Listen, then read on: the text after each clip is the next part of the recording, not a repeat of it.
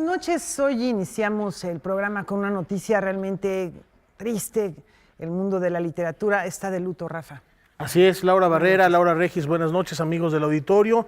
Hemos perdido a una de las plumas más originales de las letras hispánicas del siglo XX, precisamente esa bisagra del medio siglo al que pertenecieron figuras como el maestro de la colina, como la propia Elena Poniatowska. José Emilio Pacheco se va de este plano material. Sergio Pitol. Premio Cervantes 2005, falleció la mañana de este jueves en su casa en Jalapa, Veracruz. Tenía 85 años de edad. Vamos a ver esta semblanza.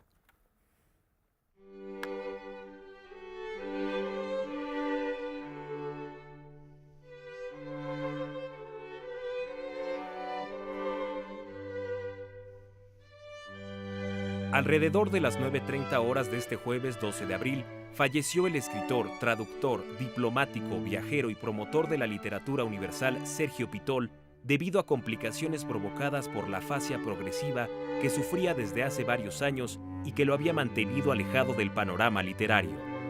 Un mal que le impidió mantenerse en movimiento, el combustible esencial de su obra.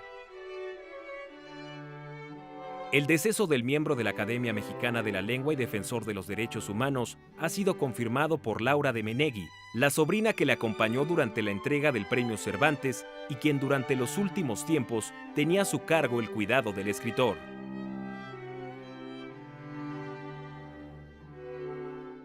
Sergio Pitol solía decir con frecuencia que ser un lector de tiempo completo le salvó la vida. Aquejado por diversas enfermedades durante su infancia, encontró el remedio para sus males en las letras. Los libros fueron un medio y un fin. Leí todo lo que cayó en mis manos. Llegué a la adolescencia con una carga de lecturas bastante insoportable, escribió en El arte de la fuga. En la casa de su abuela en Córdoba, Veracruz, comenzó su viaje a través de la palabra, cobijado por las sombras de Verne y Stevenson. Fue en 1957, a la sazón con 25 años de edad, cuando publicó sus primeros cuentos en una revista dirigida por Juan José Arreola. En ellos, narraba la historia de su familia. A los 5 años había perdido a sus padres y su hermana menor. Formado profesionalmente en el derecho, sus verdaderos intereses lo llevaron por la literatura y por la traducción. Esta última vocación le abrió la puerta a innumerables lectores a las letras de Europa Oriental, de Polonia, de Rusia y de la ex Yugoslavia. Desde muy joven sintió el llamado del viaje y se embarcó en un periplo de cerca de 3 décadas a través de China, Bulgaria, Hungría, España, Francia y la Unión Soviética. La experiencia itinerante marcó su producción literaria. En aquel periodo se dedicó a traducir autores como Henry James, Joseph Conrad, Robert Graves, Jane Austen, entre otros. Su trilogía de la memoria, editada por Anagrama y compuesta por El arte de la fuga, El viaje y El mago de Viena, se formó con apuntes en cuadernos y diarios de aquellos años. Desde entonces, sus libros, 26 en total, han sido pequeñas ventanas al mundo de sus memorias literarias, de su imaginación histórica, de su pasión interminable por la literatura, los viajes y, en resumidas cuentas, por la vida.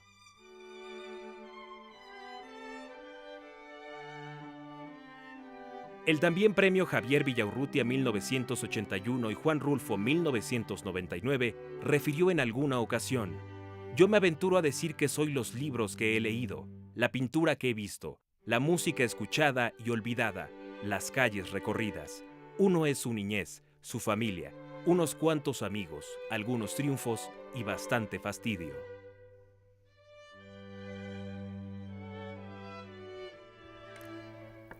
Saludamos en la línea telefónica a Elena Poniatowska, a quien agradecemos que nos tome esta llamada para platicarnos acerca de la huella que dejó Sergio Pitol en las letras hispánicas y también algo muy importante, Rafa, la enorme amistad, la profunda amistad que cultivaron durante muchos años, encuentros en muchas partes del mundo. Elena, muchas gracias, bienvenida, platícanos, Sergio Pitol. Bueno, Sergio Pitol fue un gran amigo desde muy joven. Él fue a China y recuerdo que una vez llegó a mi casa en la calle de La Morena, 426, en la colonia del Valle, y llegó a decirme que me tenía que ir a Vietnam. Siempre era un aventurero, y lo dijo delante de mi hijo, que se puso a llorar, Mane. Entonces era un amigo muy querido, muy cercano, y que quería un poco que hiciéramos lo que todos, que Monsiváis, Pacheco y yo, que también hemos viajado bastante, pero que hiciéramos casi lo que él, que era un globetrotter, era un hombre que viajaba por el mundo entero, una especie de Julio Verne mexicano. Elena, a ti te tocó estar cerca de él cuando recibió la noticia. Cuando iba a recibir, poco antes de recibir el premio Cervantes, él estaba en muy buenas condiciones. Para él fue un enorme reconocimiento. ¿Cómo recuerdas aquella época que significó uno de los premios más importantes? Que estábamos en una comida y en casa de Lilia Pérez Gay, Lilia Rosbach, y recuerdo que casi no tomó dulce porque dijo que tenía que ir a comprarse 2 trajes a medirse, a mandarse a hacer un traje elegantísimo, muy bien cortado para recibir el premio, y otros 2 trajes para el diario, y se fue rápidamente porque lo estaba esperando el sastre. Y entonces, bueno, su ilusión, su gusto, pues a todos nos daba risa de que estuviera tan alborotado y tan contento. Y qué bueno, porque fue un poquito antes de su enfermedad, porque poco tiempo después ya le empezó a costar trabajo hablar en público y después incluso hasta leer en público. Ya que recuerdas a este trashumante, Elena, hacía referencia también a los grandes autores que marcaron su vida. Fue un lector consumado desde muy temprana edad y está encontrando personajes no solo como Verne, sino también Dickens, el propio Borges, una referencia indiscutible en su obra. Bueno, no sé si sean una referencia, pero sí sé que él leía mucho, pero él leyó, y eso a mí se lo agradezco mucho, leyó a muchísimos polacos y los tradujo. Los tradujo también ayudándose del inglés y del francés, pero él realmente dio a conocer a muchos cuentistas polacos. Elena, finalmente, ¿nos puedes hacer una recomendación para nuestro público que no ha leído o que quiera releer a Sergio Pitol? ¿Cuál sería el libro con el que sería importante comenzar a leer a Pitol, acercarse a él para las nuevas generaciones quizá? Bueno, él me dijo que él había sacado el premio Cervantes, que es un premio, bueno, que le dio un gusto enorme, una felicidad enorme, que lo había sacado por un libro que él consideraba eso, que se llama El Mago de Viena. Pues ahí está la recomendación, acercarnos a la obra de Sergio. Muchas gracias, Elena, por compartir este testimonio con nosotros. Te enviamos un beso enorme y, por supuesto, conminar al auditorio a leer el legado del maestro Sergio Pitol. Excelente noche, Elena. Gracias. Gracias. Buenas noches a Elena Poniatowska, una gran amiga de Sergio Pitol. Y hace unos minutos conversamos con la secretaria de Cultura Federal, María Cristina García Cepeda, acerca de este vacío. Agradezco que tome la llamada la secretaria de Cultura, María Cristina García Cepeda, para hablar de esta lamentable pérdida, la ausencia del maestro Sergio Pitol, un viajero, pero un hombre que nos deja también un importante legado, no solo como escritor, sino también como diplomático y traductor. Secretaria, gracias por tomar la llamada. Buenas noches. Muchísimas gracias, muy buenas noches. Y pues sí, lamentamos la partida de Sergio Pitol. Sergio Pitol fue un hombre de cultura, en el más extenso sentido de la palabra. Él hizo de la literatura el universo personal para expresar su sensibilidad, para mirar la realidad, para reinventarla y explicarla. Le debemos a Sergio Pitol una obra luminosa que él escribió pues en sus múltiples viajes por el mundo y desde su tierra veracruzana. En sus libros, en sus cuentos, en sus novelas y ensayos, está la mirada cosmopolita, universal, pero desde luego profundamente mexicana. Pero algo que tenemos que hacer es que celebramos su vida y su legado literario, con el cual aportó a las letras universales una obra narrativa original, traducciones y ensayos que van a perdurar a través de los años en el corazón de todos nosotros. Indiscutiblemente, secretaria, y subrayar dos cosas que ya bien resalta: un hombre de cultura en toda la extensión de la palabra, un gran cinéfilo, un amante de la música, que podemos encontrar, por supuesto, también estas filias en su obra, pero sobre todo un hombre que fue embajador de México y que nos supo representar no solo a través de su literatura, sino también aportar a nuestro país la literatura de los grandes autores con los que prácticamente él creció. Bueno, desde luego recordemos que la obra de Sergio Pitol mereció los premios internacionales más importantes. Él, desde el punto de vista de nuestro país, recibió el premio Javier Villaurrutia, recibió el premio latinoamericano de narrativa en Colima, recibió el premio nacional de literatura y lingüística de nuestro país y los premios internacionales, el premio Herralde, pero recordemos que recibió el premio Cervantes, que es el reconocimiento a la lengua española más importante que existe y que se lo entregó precisamente el rey en España. Pero también Sergio Pitol fue un gran traductor. Nos acercó la obra con las traducciones de Henry James, de Conrad, de Graves, en fin, realmente fue un hombre cosmopolita. Pitol es una referencia literaria de México en el mundo y él fue un hombre de cultura, pero un hombre muy generoso, que supo hacer amigos, que tendía la mano amistosa y generosa y que todos lo llevamos en el corazón. Como bien mencionas, él fue también embajador de México en el mundo, no solo con su obra, sino con su participación. Él fue agregado cultural de la Embajada de México en París, estuvo también en las embajadas de Varsovia, de Budapest y en Moscú, y fue embajador de México en Checoslovaquia. En fin, un gran hombre. Sergio Pitol le entregó a México su talento, su creatividad y su generosidad. Indiscutiblemente, y además en una generación y en un momento literario muy importante para México, en aquella generación del medio siglo, a la que también se suman nombres como el de Carlos Monsiváis, el de José Emilio Pacheco, el de José de la Colina, y que ahora se va a otro de los grandes que habrá que retomar y habrá que releer, porque también algo que debemos reconocer en la obra, secretaria, de Sergio Pitol, es precisamente esa autobiografía que nos lega desde sus cuentos más íntimos, que nos demuestran a este ser humano que bien refiere, siempre entregado, siempre incondicional, con una mano amiga, y ahora pues una ausencia muy difícil de llenar. Ahora, yo sostengo que Sergio Pitol no se ha ido, porque Sergio Pitol se queda en nosotros con este gran legado literario que nos deja.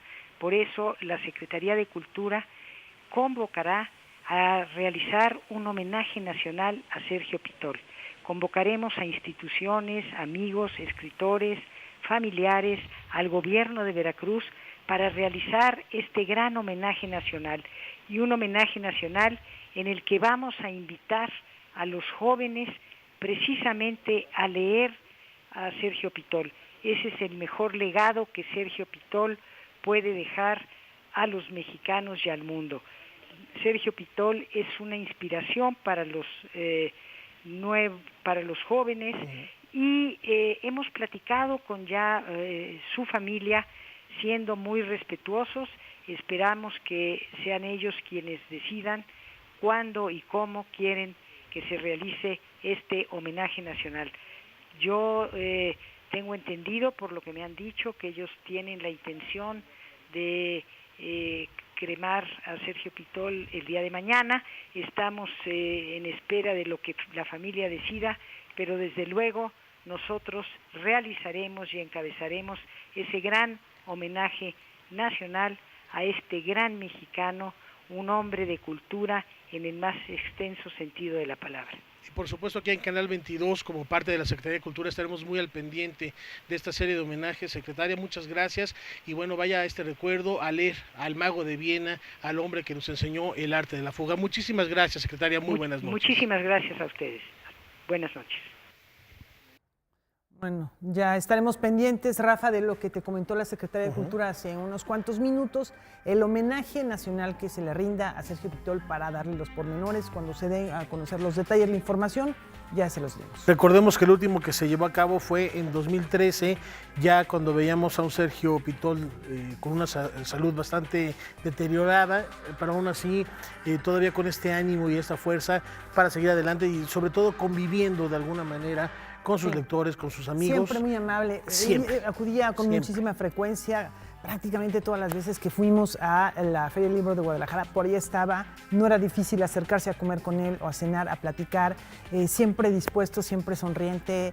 Lo que decías, Rafa, en la entrevista es muy cierto, siempre tendiéndole la mano a cualquier persona, ya sea periodistas, ya sea nuevos escritores que querían mostrarle sus trabajos, y él con una enorme disposición. Justo vamos a platicar después de la pausa con una periodista, ¿no, Rafa? Así es, vamos a hacer un enlace a Jalapa. Esto será después de un corte. Sigan con nosotros en Noticias 22.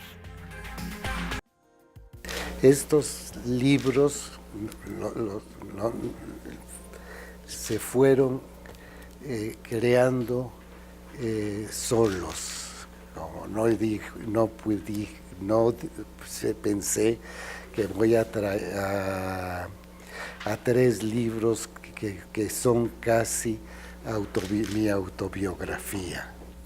El primero debe ser de hace 10 años o 12, porque lo escribí en Jalapa, pero al estar haciendo las notas, sentía yo que estaba yo escribiendo mecánicamente, repitiéndome,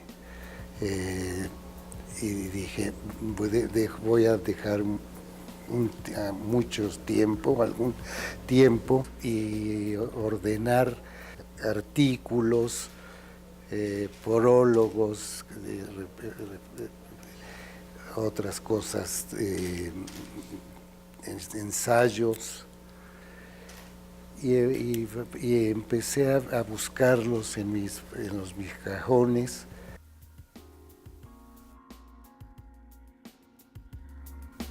Y la cura del psicólogo, de la hipnosis, fue muy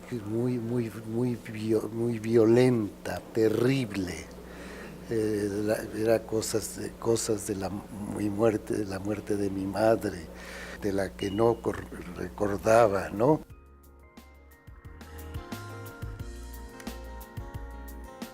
Bueno, pues ahí de nuestra videoteca. Una autobiografía siempre la que nos lega en cada uno de sus cuentos, en cada una de sus narraciones, en cada uno de sus ensayos, Sergio Pitol. Así que al leerlo es también una manera de conocerlo. Y una de las amistades más cercanas a nuestro Pitol fue la escritora Margot Glantz. Yo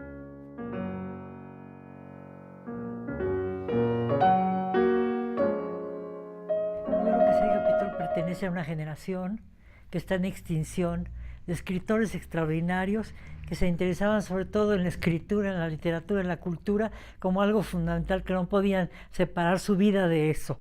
Con Sergio Pitol yo conocí a escritores maravillosos que de alguna otra manera no hubiera conocido, porque él también los hizo que otras personas, los jóvenes y los contemporáneos a él, conocieran escritores, sobre todo del mundo polaco, húngaro, yugoslavo, etcétera, que de otra manera no hubiéramos conocido. También a muchos escritores ingleses, franceses. Era un escritor que fue traducido a muchísimos idiomas, muy conocido en España, conocido en América Latina, un escritor de culto en muchos sentidos, pero que pues, pertenece a la gran literatura, no solo mexicana, sino universal, y los jóvenes deberían leerlo. Un diplomático nato en el sentido de que tenía una gran elegancia, una gran inteligencia, un savoir-faire enorme, ¿no? Aunque realmente no era un diplomático, fue diplomático muchos años, pero no fue diplomático burócrata, fue un diplomático muy creativo. En la época en que estuvo en Checoslovaquia como embajador, produjo mucha literatura, muy importante, ¿no? Nombrar a la Divina Garza, que fue un libro extraordinario de la trilogía de la memoria, que creo que es muy, muy importante. Muchas de esas cosas las hizo estando como funcionario de Relaciones Exteriores, magnífico funcionario y al mismo tiempo magnífico escritor, sin que ninguna cosa que eclipsara a la otra. Yo estuve hace año y medio con Mario Velatín, también muy amigo de Sergio.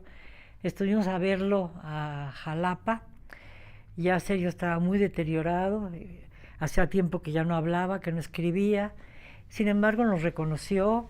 Él tenía en su sala una serie de retratos de escritores y de algunos de sus amigos. Yo estaba entre ellos. Se levantó, me llevó de la mano y me señaló mi retrato con un gran cariño, y con eso me conmovió profundamente. Luego fui a restaurantes a caminar, etcétera, y estuvo muy gozoso, pero ya había perdido gran parte de sus facultades. Y a partir de ese momento hubo muchos problemas muy tristes que nos han impedido a los amigos más cercanos volver a ver a Sergio.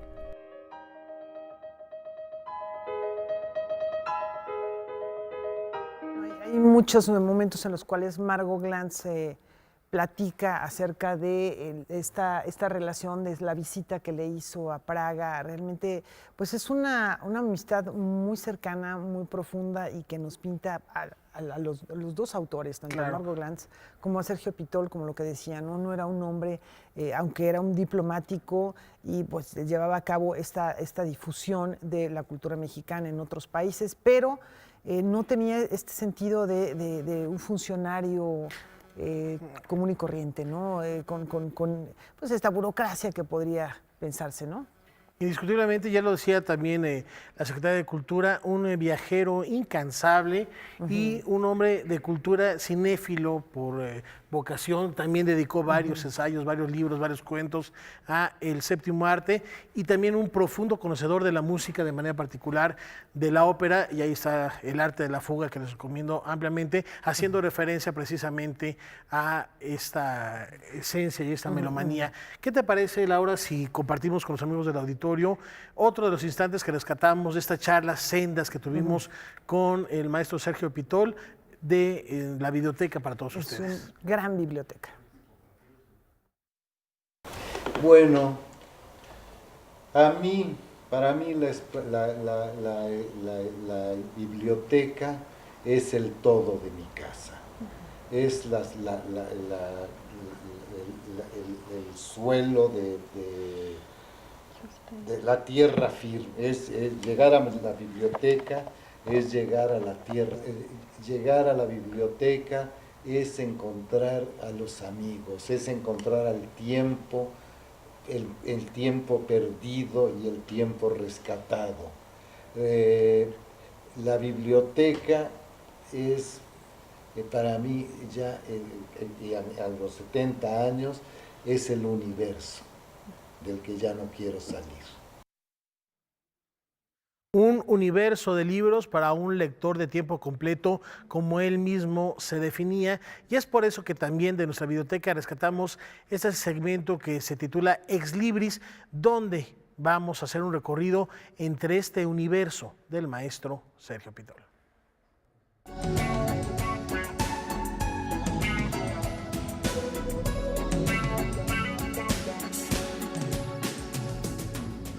Yo estoy seguro casi que los libros me salvaron la vida.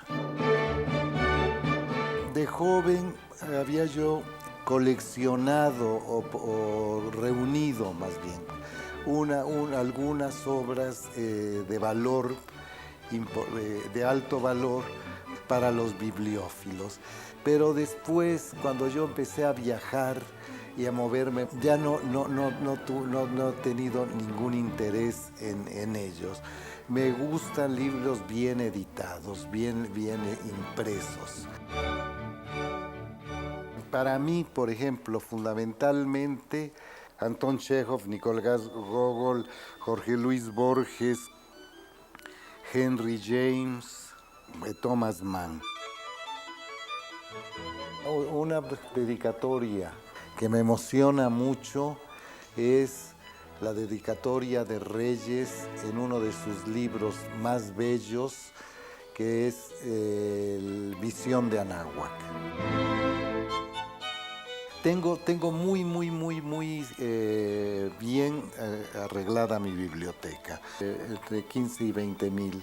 Literatura, novela, memorias y poesía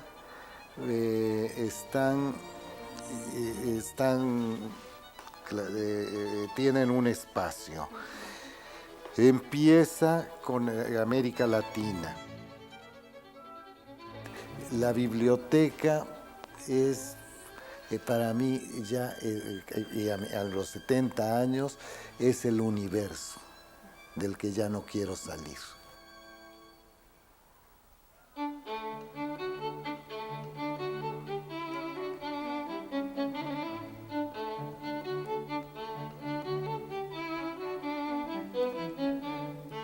Bueno, pues una joya, realmente, un legado invaluable, la biblioteca de un escritor de estas dimensiones, en este caso Sergio Pitol, porque imagínate, no solamente, es el universo, es su universo, la manera en que fueron ordenados los libros, el cuidado con el que se seleccionaron, la propia selección, es de una riqueza que no se podría encontrar en ningún otro autor. Es algo único, es una colección única. Indiscutiblemente, y además también celebrar la memoria prodigiosa que tenía el maestro Sergio Pitol. Además que tuvo la oportunidad de recorrer el mundo, tantas cosas que fue acumulando y compartiendo en su obra. Este homenaje, tenemos algunos problemas para enlazarnos a Jalapa, pero por supuesto si en el transcurso del programa podemos hacer este reporte, con mucho gusto lo llevaremos hasta ustedes y mañana seguiremos con el tributo y el recuerdo a Sergio Pitol. Por lo pronto, un corte. Una milenaria lengua indígena agoniza y sus dos últimos hablantes no se dirigen la palabra desde hace 50 años. No me digas, Rafa, no lo creo. ¿Cómo se remedia esta situación, Laura? Pues mejor vamos con Julio López, quien está esta noche con el cineasta Ernesto Contreras. Adelante, Julio. Ernesto, bienvenido. Ernesto, ¿cómo estás? Gracias. Laura y Rafael están por acá. Ya nos dieron un poco la introducción de tu película, que sí tiene que ver con la agonizante de una lengua que además inventaste, ¿no? Bueno, yo directamente, pero... Bueno, pero te viste, digamos, involucrado en el proceso Sí. ¿Por qué decidiste justo darte a la tarea, junto con un equipo, de pues, inventar esta lengua? Fíjate que durante la investigación para preparar la película y el proceso de escritura con el guión, nos dimos cuenta que para los lingüistas y para hablantes de ciertas lenguas que están por desaparecer, bueno, finalmente es un tesoro, ¿no? El idioma es un tesoro, es un conocimiento sagrado, y pensé que no quería que se sintiera como que podía usar eso para una película, así que fue cuando decidimos hacer la nuestra. Invitamos a un lingüista que se llama Javier Valdés a que hiciera una especie de adaptación de alguna lengua de la región, pero él propuso hacer algo completamente original, de tal forma que 2 meses después regresó con un manual del siquiril, tal cual. El siquiril es la lengua de la película. Y bueno, los actores tuvieron que aprender vocabulario, pronunciación y todo lo que la película requería.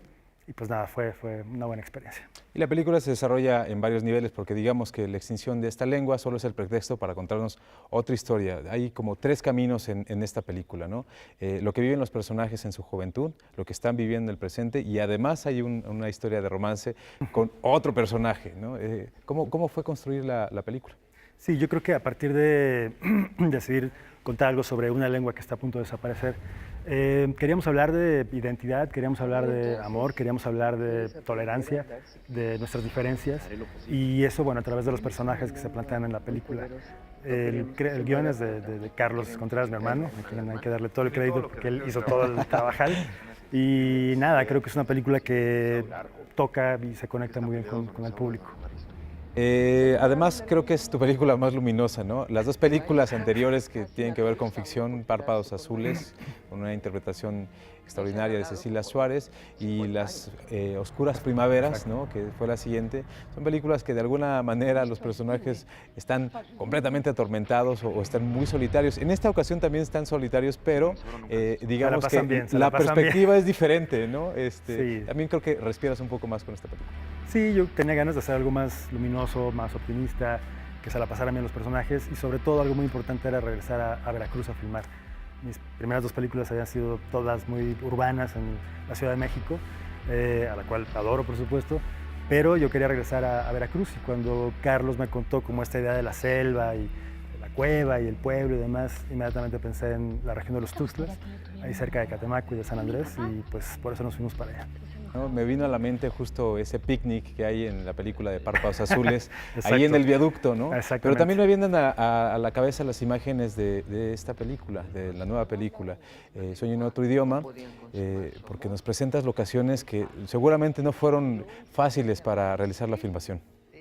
Bueno, mira, las locaciones son maravillosas, lo que no estuvo tan padre fue el clima, porque justo filmamos en una temporada de nortes, de lluvia, de neblina, pero bueno, decidimos integrar eso a la película y que fuera parte de la personalidad, ¿no? Para contar la historia.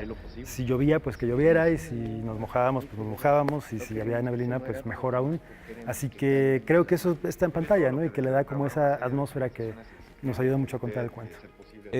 Finalmente es una película de drama, ¿no? Pero tiene también una buena dosis de comedia. ¿Cómo fue encontrar el tono perfecto para que la comedia no invadiera demasiado el drama que estaban viviendo los personajes? Sí, creo que la intención era tener un equilibrio entre ambas cosas, ¿no? Como que hubiera cierto humor, que hubiera cierta ligereza, pero que de pronto sí pudiéramos sentirnos afectados por lo que le pasa a los personajes, dramáticamente hablando.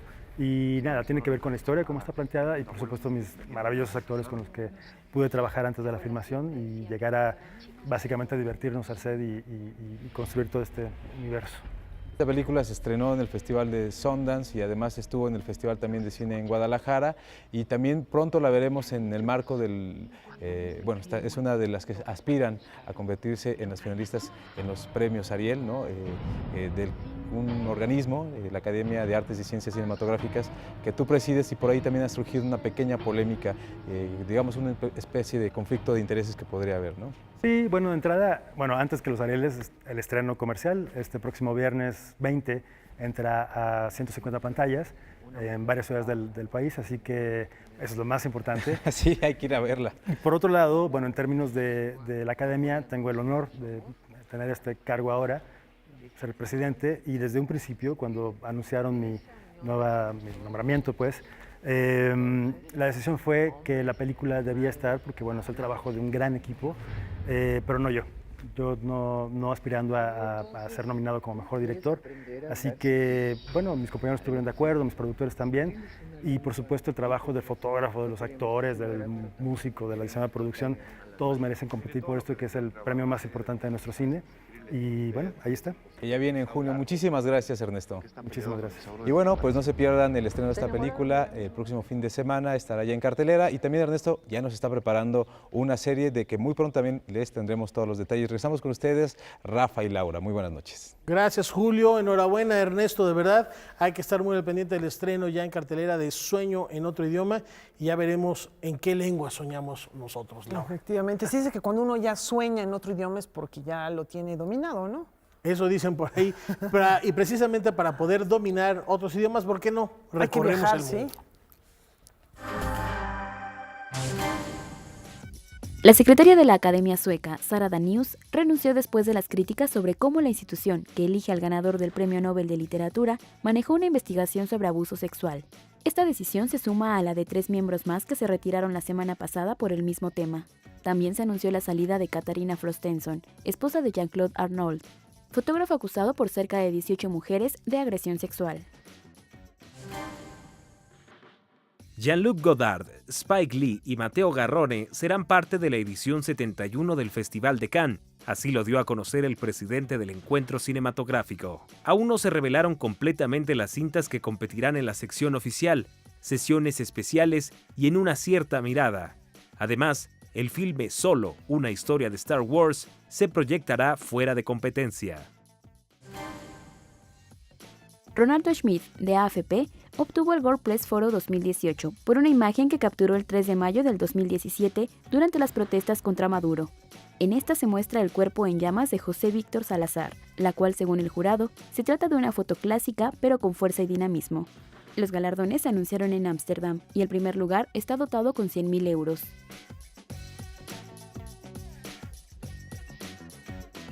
Vaya. Poderosísimas Qué imágenes, sí, cómo no. impactantes. Y bueno, vamos a ir a la pausa y antes los dejamos con algunas recomendaciones que nos ha preparado la agencia N22 para disfrutar al máximo el arte y la cultura.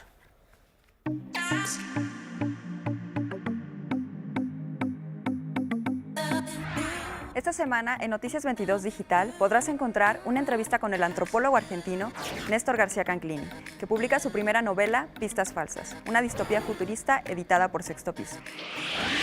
2 estudiantes de la UNAM han desarrollado una aplicación que prediagnostica la dislexia en niños entre 7 y 12 años. Deslíxate. En 10 sencillos ejercicios se define si el niño presenta o no rasgos de esta alteración en la capacidad de leer. A propósito de la muerte de Sudán, el último rinoceronte blanco macho del planeta, en nuestra sección Breviario, te decimos cuáles son las especies que se encuentran en mayor peligro de extinción. Finalmente, te invitamos a leer una entrevista con Victoria Alonso, la mirada femenina de Marvel Studios, quien nos habla de su trabajo donde se encarga de supervisar todos los efectos visuales de sus largometrajes. Los invitamos a que nos sigan en nuestras redes sociales y a que nos lean en noticias22.tv.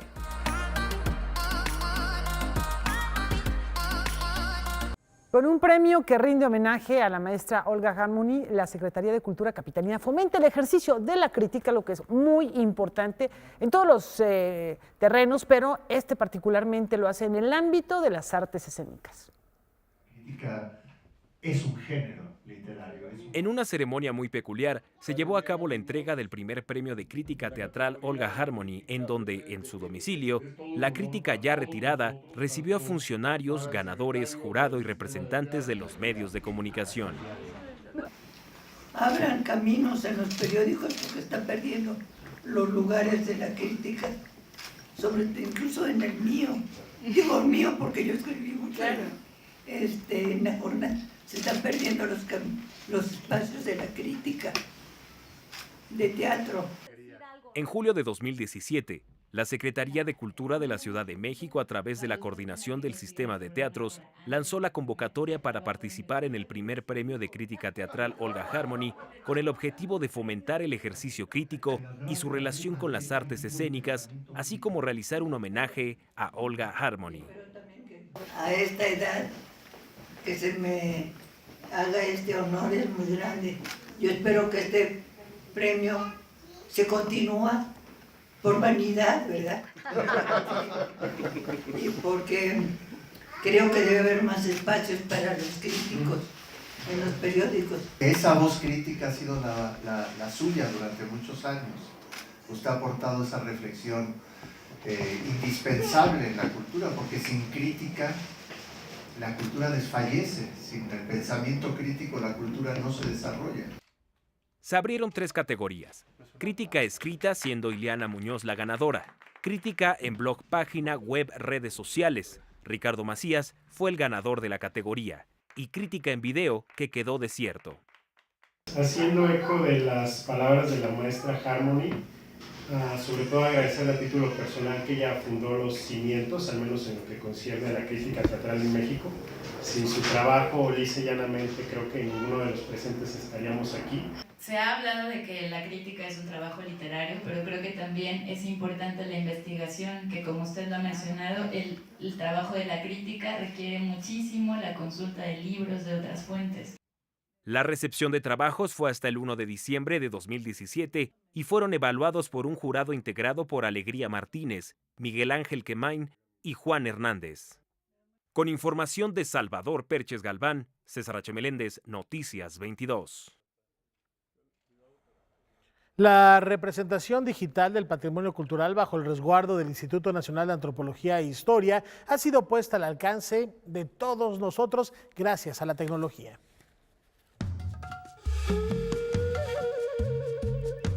Trasladar todo un universo cultural a través de sus piezas y manifestaciones y hacerlo disponible al mundo en plataformas digitales fue el objetivo que tuvo el Instituto Nacional de Antropología e Historia cuando se propuso hace 4 años la mediateca que el día de ayer presentó en el Museo Nacional de Antropología.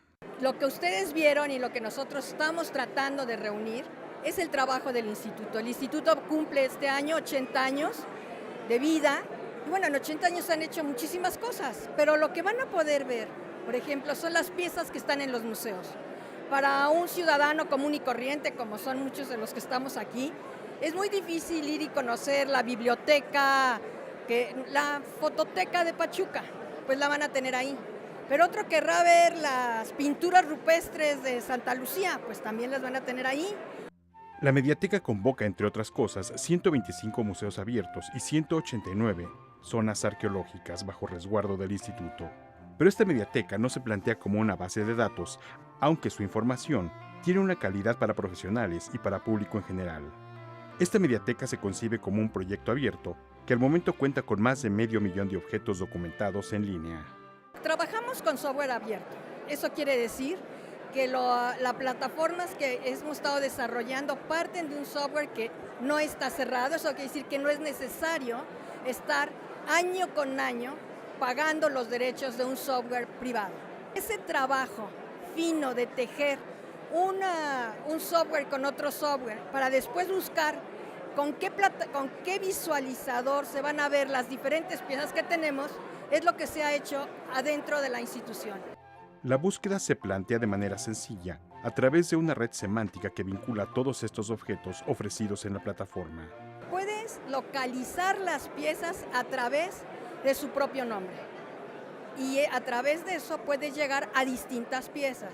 En el video que vimos, por ejemplo, sale el acueducto, pero el acueducto viene de una imagen en una revista que después pasa a un interactivo sobre patrimonio y después ya hay un video sobre el acueducto. O sea, cuando hablamos de una red semántica es que una misma pieza, aunque sea un acueducto, es una pieza, lo puedes ver en distintos formatos y que de diferentes procedencias. Eso es la red semántica que estamos haciendo. La Mediateca INA está disponible en el sitio electrónico www.mediateca.ina.com.mx. Noticias 22, Víctor Gaspar. Es muy importante esta digitalización del patrimonio y lo comentábamos a propósito también de una pieza que nos trajiste de Francia, Laura, para tener mayor acceso a la cultura, usar estas herramientas tecnológicas, tener a disposición los museos, las joyas patrimoniales, arqueológicas, donde quiera que se encuentren, y no solo como patrimonio local, sino como patrimonio de la humanidad. Efectivamente, recuerdas, en una de estas piezas está un mexicano, Mauricio Montañez, que hizo, ha digitalizado poemas, pero una de sus iniciativas era, y que es una realidad, crear aplicaciones para lenguas que están a punto de extinguirse en América Latina, y todo el mundo habría dicho, bueno, pero ¿quién va a consultar eso si son idiomas o lenguas que se hablan muy poco y que están cerca de desaparecer? Bueno, pues tuvo él en unos cuantos días descargas por 20,000, en unos cuantos días 20,000 aplicaciones o 20,000 descargas, y bueno, a partir de eso empezó a trabajar con la UNESCO. Es decir, estas herramientas cuando se ponen a disposición de la gente, se usan. La gente sí las utiliza, no es nada más tener el acervo ahí guardado, sino que tenga una utilidad. Y estábamos, mira cómo se vincula todo. Sueño en otro idioma, esta aplicación que rescata precisamente las lenguas muertas, y esta aplicación del INA que también nos permite volver la mirada a los códices, que muy difícil en ocasión se tiene acceso a los mismos. Ahí está la propuesta que nos tiene Antropología. Y bueno, vamos a otra parte del patrimonio también, que es la casona que Leonora Carrington habitó por más de 60 años en la calle de Chihuahua, en la colonia Roma, que va a ser convertida en un museo dentro de muy poquito tiempo, y una de las instituciones que está detrás de esta iniciativa es la Universidad Autónoma Metropolitana. En junio de 2017, la Universidad Autónoma Metropolitana adquirió la que fue casa de Leonora Carrington los últimos 60 años de su vida. El inmueble, ubicado en la calle Chihuahua de la colonia Roma, se convertirá en una casa-museo cuyo acervo integra lo mismo objetos de la vida cotidiana y de su quehacer artístico, así como dibujos, bocetos y esculturas. Pero este lugar será también la sede de un centro de investigación del contexto que vivió la artista. Esta casa que se convertirá en museo, pues era centro de reunión de gran parte del movimiento artístico e intelectual, no solo surrealista, por supuesto, ¿no? Pero sí, Cati Horna, Remedios Varo, Octavio Paz, eran habituales en este lugar. Entonces a nosotros nos interesa todo este contexto de la colonia Roma, del entorno cultural y de lo que significa para la ciudad, no solo la figura de Leonor y su obra, sino su espacio, su contexto, su ambiente en el que vivió. En el proceso de gentrificación que ha vivido la colonia Roma, a las autoridades de la Ciudad de México y de la Delegación Cuauhtémoc no les ha importado rescatar ni divulgar los aportes históricos y culturales que esta colonia tiene para México. En el proyecto Carrington, eso sí está considerado. Por eso mismo es que nosotros en este proyecto de Casa Museo Leonora Carrington tenemos como actividades complementarias que vamos a ir poco a poco desarrollando. En la misma sede vamos a crear un centro de documentación digital sobre el movimiento surrealista en México y su contexto. ¿Sí? Precisamente con este afán de extender más allá de lo que puede significar como una especie de culto, a veces medio fetichista, ¿no? De ir a ver cómo vivía, cómo era su cama, dónde era su estudio, sino que eso también se complemente con este espacio como un pretexto para desarrollo de proyectos de investigación. La UAM colaborará con las actividades vinculadas a Carrington en los museos nuevos de San Luis Potosí y Xilitla, entre ellas el Diplomado en Arte Surrealista. La Casa Museo ahora está en proceso de adaptación, pero debido a los sismos de 2017, el presupuesto de la UAM ha quedado comprometido. Por ello, se trabaja en una plataforma que permita a la sociedad civil y a la iniciativa privada para participar en los fondos necesarios. Yo calculo, y eso tomémoslo con todas las precauciones del caso, yo calculo unos 8 meses entre lo que se terminan los trámites, se diseña el proyecto en todos sus sentidos y la parte más importante, se consiguen los recursos para la adaptación arquitectónica. Mientras la Casa Museo Leonora Carrington sea inaugurada, la UAM ya ha comenzado las actividades del proyecto Carrington que vincula el trabajo académico y la divulgación de su obra. Noticias 22, Huemansi Rodríguez. Bueno, pues yo le auguro un gran futuro a este espacio. Y ya la estaremos visitando, por supuesto. Y nos despedimos con música, como es costumbre, agradeciendo, como siempre, el favor de su compañía y recordándole la cita mañana en el horario de costumbre. Y con música de Lisa Gerard, la cantante de Dead Can Dance, una banda de la cual creo que Rafa es fanático, ¿no? Del post-punk y todo eso sí, lo sigo muy de cerca. Y hoy está cumpliendo 57 años de edad y ve todos los días este noticiario, así que la felicitamos esta noche. Un abrazo. Ella